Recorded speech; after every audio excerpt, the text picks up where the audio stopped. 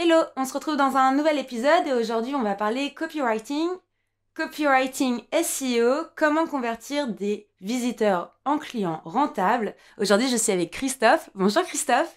Bonjour Eva, Je suis contente de te recevoir ici. c'est partagé, c'est une belle rencontre. Bienvenue dans le petit studio pour ceux qui nous regardent sur YouTube. Et- Non mais c'est sympa, je me suis dit, moi j'adore inviter des personnes que je connais pas forcément Mhm. et ça me permet de se rencontrer, de papoter, de faire connaissance et je trouve ça sympa.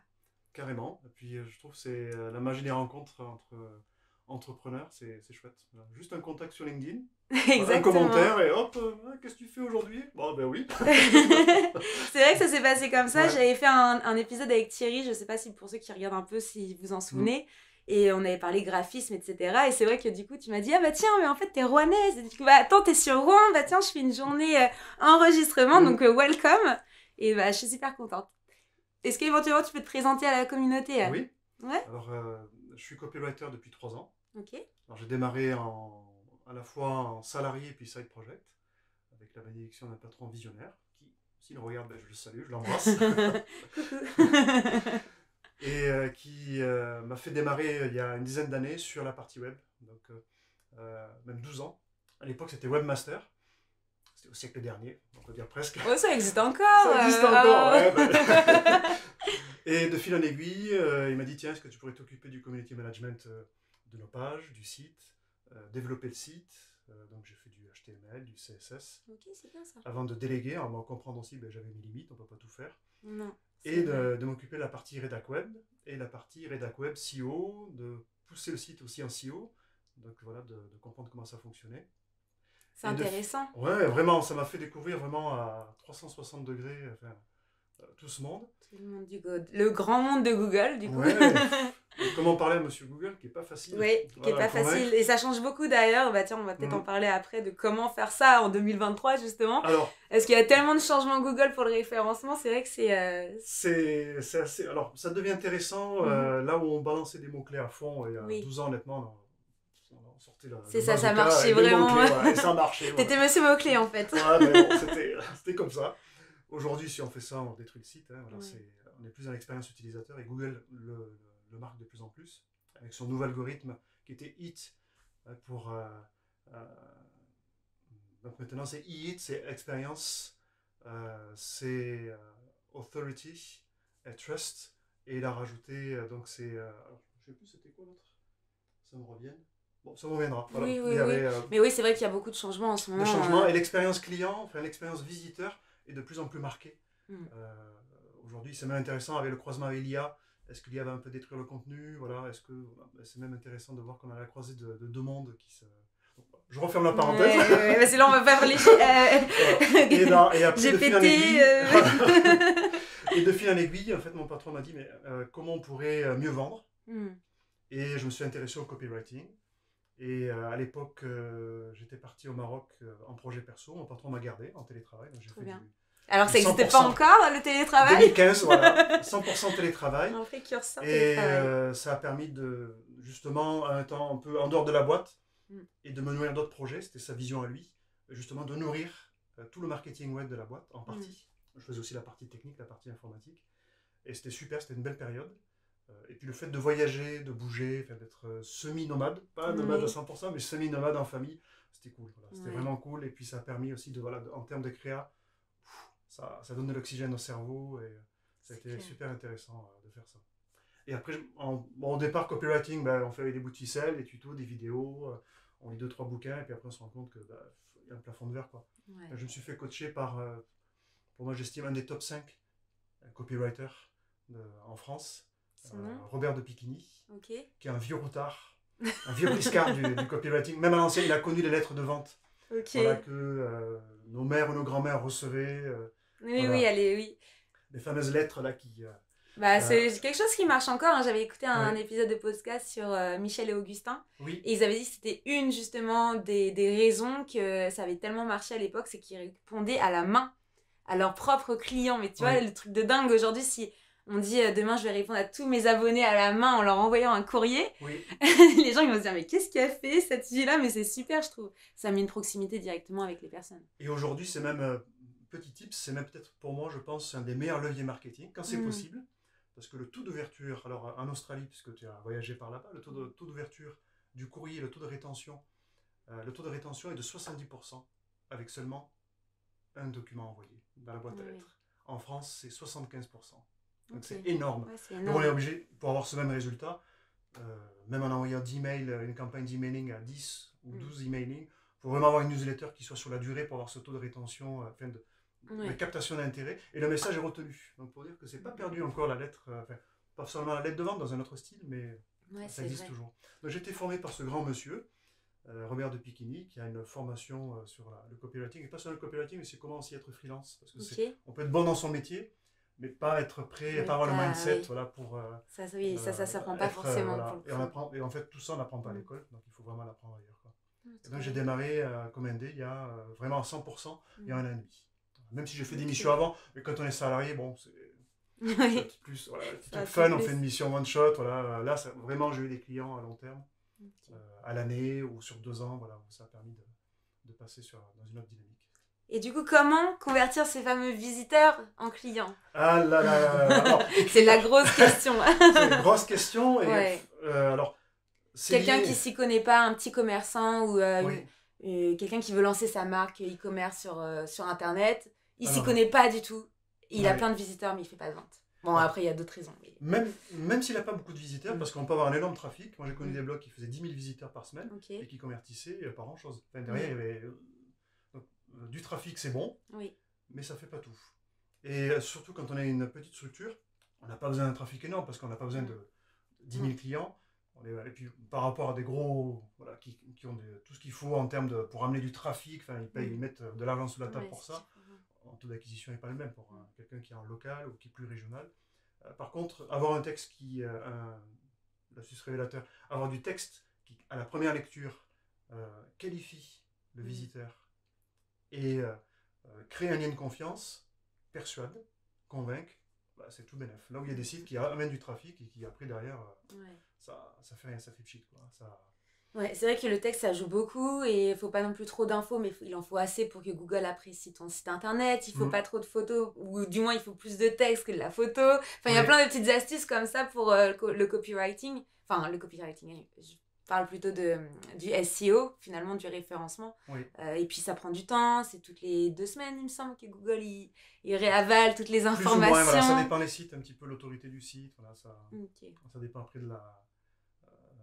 le degré d'autorité, de notoriété aussi, et d'ancienneté. Et puis le volume aussi, que forcément des gros mastodontes sont un petit peu plus traqués que quelqu'un qui a une petite boutique locale. Voilà, c'est pas la même chose. Oui, c'est pas la même chose. On n'a pas la même récurrence.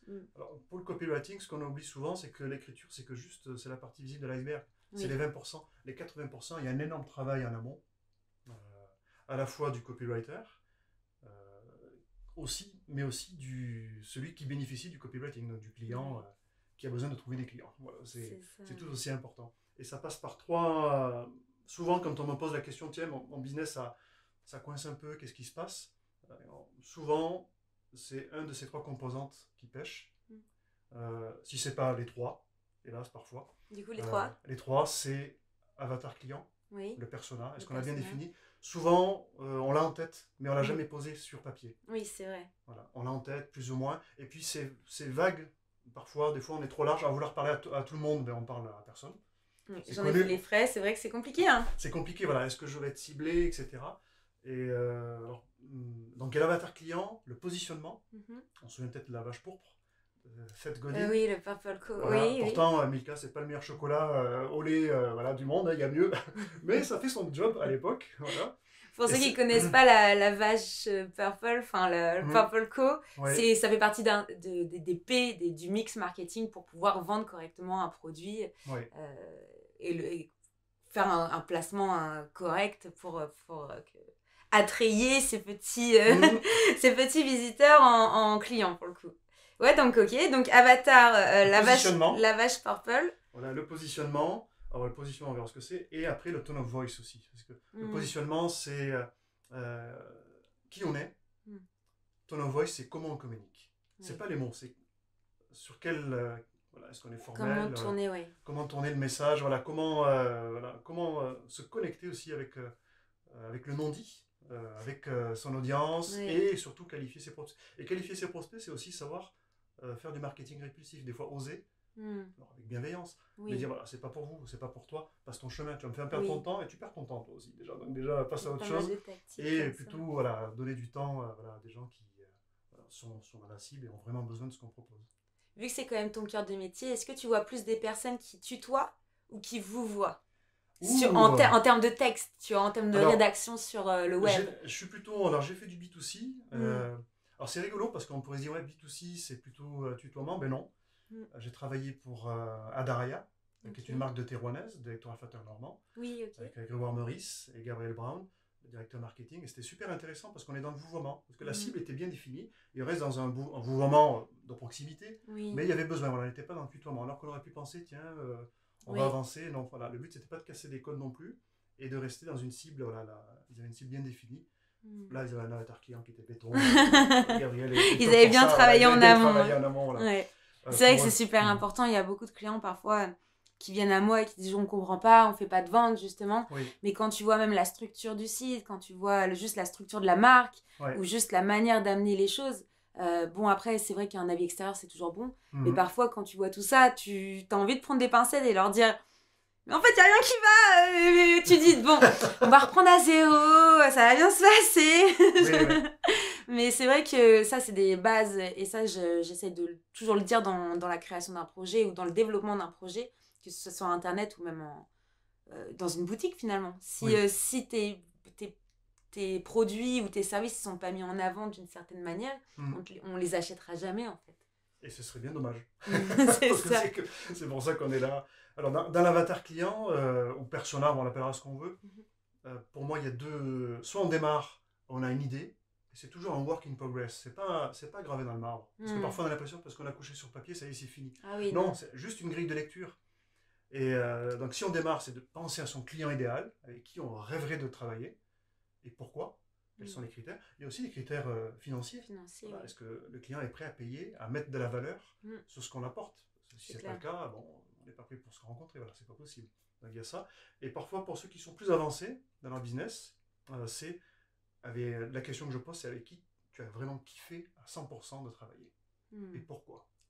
Des fois, c'est qu'une personne, hein, mais pourquoi? Et là, on peut lister les critères et creuser. Alors, on va un petit peu plus loin, hein, bien sûr, c'est pas seulement lister, il y a...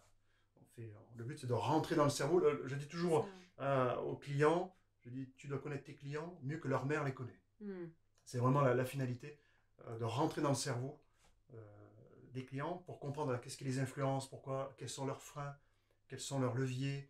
Voilà. On est tous pareils en marketing, on déteste qu'on nous vende quelque chose, mais on adore acheter. Voilà. C'est ça. Après, l'empathie, c'est super important aussi pour ce genre de choses. Et tu penses que du coup, dans la rédaction, c'est vraiment un des éléments essentiels, de savoir vraiment à qui tu t'adresses? Un exemple concret, Stephen King.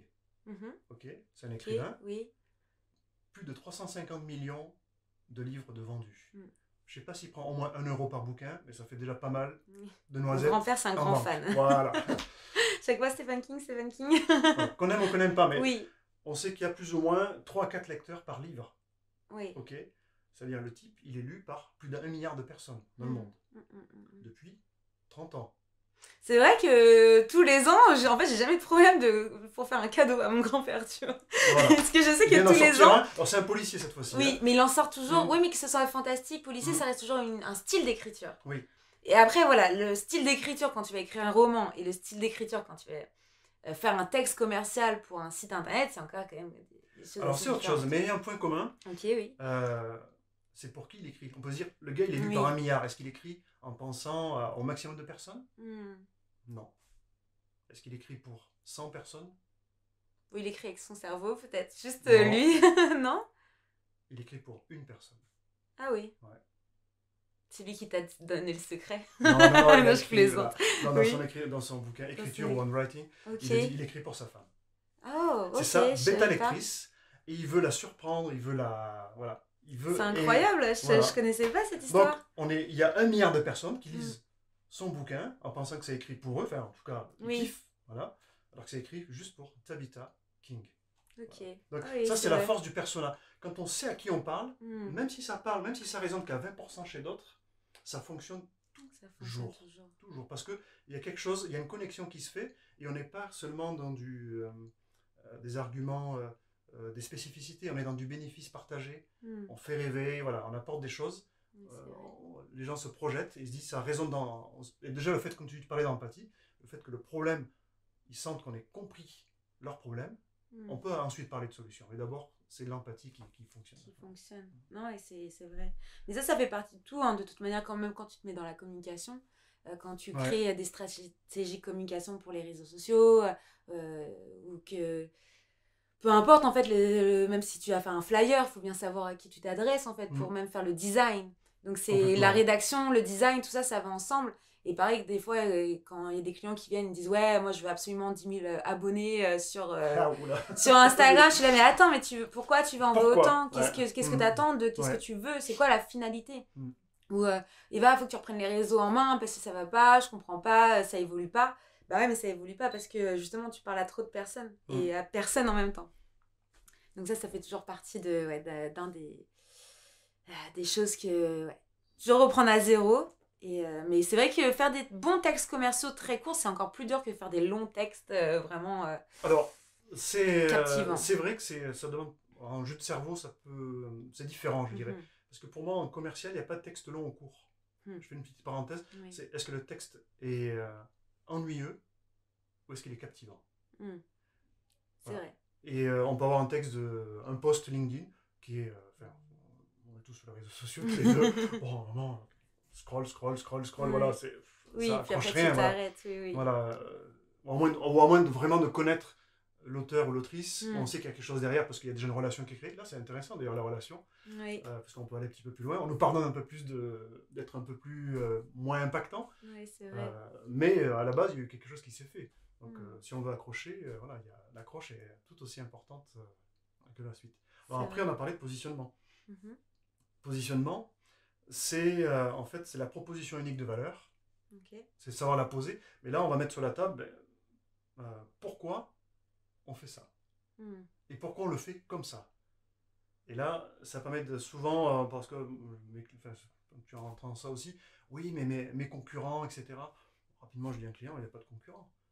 Si tu es unique, tu es inattaquable. Après, il y a des confrères. C'est ça. Voilà, après, on peut même d'ailleurs, c'est intéressant, parce qu'entre confrères, on se rend compte que parfois, on a des services complémentaires. On peut avoir des clients en commun. Alors, des fois, le marché peut être saturé, c'est vrai. Mais le fait d'être unique, tu parlais de Michel Augustin, c'est la... Oui, c'est ça va, tout ce qui est sucrerie, mais il y a une marque, voilà, il y a un truc, ils ont leur clientèle, voilà, ça se comprend. Donc il y a une question aussi de branding, et là on va poser aussi à la marque, voilà, pourquoi on fait ça, qu'est-ce qu'on veut faire. Alors c'est beaucoup plus facile ou pas, si on est une personne, si on est solopreneur, ou si le dirigeant incarne voilà, la boîte. Quand c'est une boîte, c'est comment personnaliser. Voilà. Et c'est parfois de se dire, tiens, voilà, un peu plus tard, on arrive sur le tone of voice, comment on va arriver à personnaliser, à donner à humaniser la relation, parce que la vente pour moi c'est du relationnel. Tout ce qui est transactionnel, juste pushy, ça va peut-être en supermarché, et encore. Mais la vente c'est du relationnel parce que à qui c'est pas arrivé. Des fois on est en égo commercial, le feeling passe super bien. Perso, je suis prêt à faire un effort sur le tarif. Et les gens en face sont prêts à faire un effort sur le tarif, mais dans l'autre sens. Ils sont prêts, ils accordent de la valeur, ils y tiennent. Déjà tout ce que j'ai reçu, rien que l'heure qu'on a passée, c'est déjà tout bénef. C'est incroyable. Non, mais c'est super en tout cas d'avoir papoté avec toi. Si tu aurais un dernier vraiment gros conseil à donner sur la rédaction, une erreur à pas commettre plutôt. Une erreur que tu aurais pu commettre qu'il ne faut absolument pas commettre, que tu as eu avec ton expérience. Alors, une erreur à pas commettre, c'est vrai que dans le copywriting, comme dans beaucoup de métiers, il y a des parties techniques. On parle de templates, on parle de biais cognitifs, alors on peut les connaître sur le bout du doigt, enfin, super. Mais un template qui fonctionne aujourd'hui ne fonctionnera pas demain. Donc c'est de connaître les principes. Et quand on connaît les principes, on devient un artiste du métier. Voilà, on n'est pas seulement un exécutant. L'artiste, c'est celui qui travaille avec son cœur. Voilà. Et pour moi, le meilleur outil du copywriter, c'est pas sa plume ni son clavier. Ce sont ses oreilles. Parce que si on écoute et qu'on observe, En fait, la créativité, elle n'est pas seulement dans notre cerveau, elle est surtout dans le marché, le produit, les gens, ce qu'ils sont, pourquoi, comment. Et souvent, c'est des questions toutes simples. Et d'écouter cette conversation qu'ils ont intérieure ou extérieure, c'est là qu'on livre les meilleures copies. C'est vrai. Donc, écrivez avec votre cœur, arrêtez d'être des gros requins quand vous écrivez vos textes commerciaux parce que votre site internet ne vendra plus comme ça, ou du moins, moins peut-être. Et donc, en tout cas, merci beaucoup Christophe, c'était super sympa. J'espère que ça vous a plu cet épisode. Et si vous voulez retrouver Christophe, du coup, je vais mettre en lien ton LinkedIn. Aussi ton site internet également. Donc voilà, si vous voulez faire appel à pas sa plume mais à son cœur, et je vous invite à aller dans le lien sous l'épisode. Merci Eva, c'était top de pouvoir échanger sur cette partie. Voilà. Super. Et super énergie que tu transmets, merci. C'est gentil. Merci à tout le monde, au revoir. Bye.